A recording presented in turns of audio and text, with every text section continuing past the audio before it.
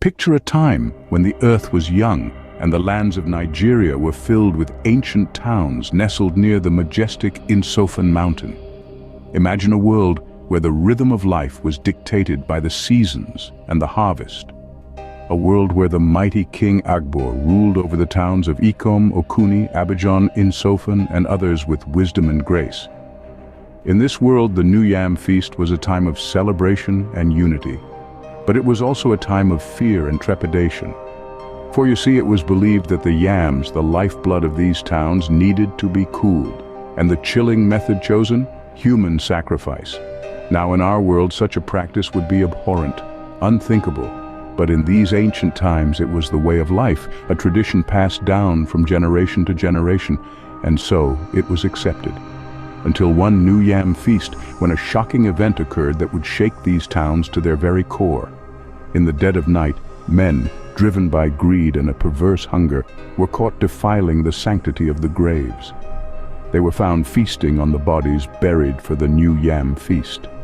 An act so revolting, so against the natural order of things, it sent shockwaves through the towns. The gruesome discovery shatters the harmony of the towns, leading to a chasm that will forever change their destiny. In the wake of the cannibalistic scandal, the once unified towns find themselves at a crossroads. The revelations of the feast had shaken the foundations of their unity, leaving a bitter taste in the mouths of the villagers. A decision had to be made, a solution had to be found, and it was not one that everyone was ready to swallow easily. The towns, Ikom, Okuni, Abidjan, Enfitop, and others, each began to pull away, their trust in each other eroded by the actions of the few. The ties that had once bound them together were now frayed, torn apart by the sharp teeth of greed. It was a painful separation, one that echoed through the valleys and hills of the Enfitop mountain. Yet, it was a divide that was necessary for their survival, for the preservation of their moral fabric.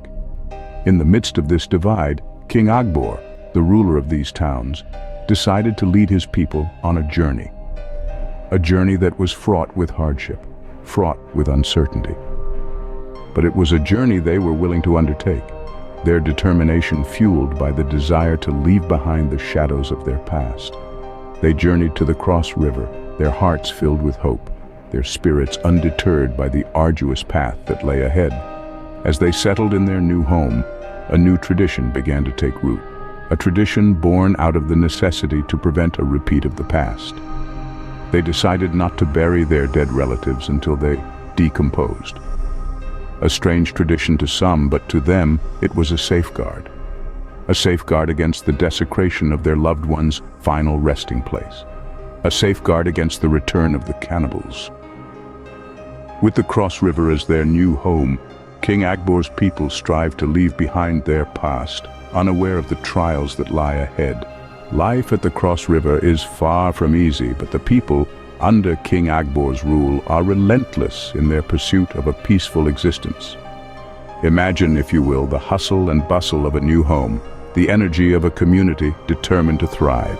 The people of Ikom, Okuni, and Abidjan, having journeyed from the shadow of Enfitop mountain, now face the challenge of carving out a life alongside the mighty Cross River. Life here is a constant dance with nature, a give and take that demands patience and resilience. The river teems with life, but the fish are elusive, darting through the currents like silver flashes of mockery. One fellow, Obi, a man more used to the hunt than the hook, spends days wrestling with the river's slippery inhabitants.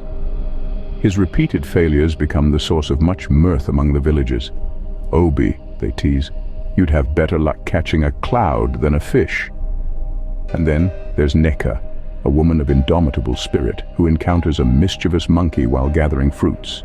The monkey, perhaps seeing a kindred spirit in Neka, takes it upon itself to scatter her carefully collected bounty, chattering in delight from the treetops. Neka, however, is not one to be outdone. With a gleam in her eye, she devises a plan, leading to a hilarious fruit-filled showdown that leaves both monkey and woman with newfound respect for each other. But amid the laughter and camaraderie, there's also a sense of solemnity. The people remember their past, the grave robbing that drove them from their mountain home, and the tradition of not burying their dead until decomposition has set in takes root. It's a poignant reminder of their journey, a symbol of the lengths they've gone to preserve their values and protect their community. Even the new yam feast, once marked by human sacrifices, undergoes a transformation. King Agbor, ever the wise leader, decrees that the feast will now be a celebration of life and unity, a testament to their resilience and the enduring spirit of their people. Despite the trials, the spirit of the people remains unbroken, their stories echoing around the fires as the sun sets on the Cross River. Through it all, the people of Ikom, Okuni, and Abidjan remain unyielding, their laughter ringing out under the vast African sky, their stories a tapestry of survival, resilience, and the powerful bonds of community. As the years roll by, the tales of the cannibals and the journey from Enfitop mountain become legends, passed down through generations. These stories, steeped in the rich history of their ancestors, serve as a stark reminder of their past and a beacon guiding them towards a brighter future. In their new home by the Cross River, life takes on a new rhythm.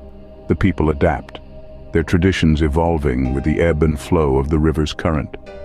They no longer offer human sacrifices at their new yam feasts. Instead, they celebrate the abundance of their harvest with music, dance, and shared meals. The yams, once tainted with the greed of men, are now a symbol of their community's resilience and unity.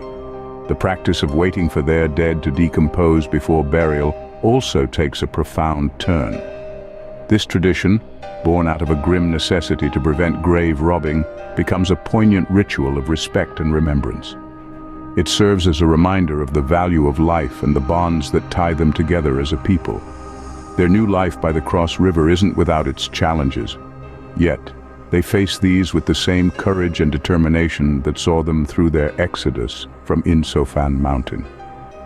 The lessons of their past serve as their compass, guiding them through the complexities of their present. The people of Ikom, Okuni, Abidjan, and others, once scattered and divided, are now a robust community, united by their shared history and common future. Their strength lies in their unity, their resilience a testament to their indomitable spirit. They've turned the page on a chapter marked by darkness and despair, embarking on a journey towards a future filled with hope and promise. The tales of their past, though etched with pain, are also filled with stories of their strength, resilience, and unity. Their past may be marred by darkness, but the people of the Cross River look towards a future filled with light. And so we draw the curtain on this chapter of a tale that spans generations, a tale of survival, resilience, and the indomitable human spirit. We've journeyed from the towns of Ikom, Okuni, Abidjan, Enfitop, and beyond, witnessing the transformative power of unity, the pitfalls of greed, and the enduring strength of tradition. We've seen how the cannibals, driven by their insatiable hunger, pushed the people from the comforting shadows of Enfitop mountain to the welcoming embrace of the Cross River. We've traced the path of King Agbor, a leader forced to make impossible decisions, and the people who rose to the challenge of survival in a new land. These tales, steeped in the rich soil of our past, hold lessons for us all. They remind us of the strength we possess, the resilience we are capable of, and the power of community. They challenge us to reflect on our own journeys, to question our choices, and to learn from those who came before us. Thank you for joining us on this journey through time. Keep the spirit of storytelling alive by liking, sharing, and commenting. Don't forget to subscribe to our channel for more captivating tales from around the world. Until next time, keep exploring, keep learning, and keep sharing the stories that make us human.